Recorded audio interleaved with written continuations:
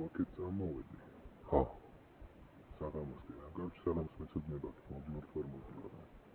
ხელში რამდენი დავიჭირო ეგეც მითხრა. რამდენი დღე თუ როგორ ვიქნეს? 5 დღე ყველა ვარიანტში.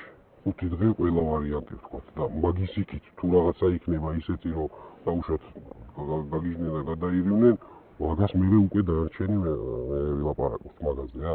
5 დღეზე მითხარი რა და რა.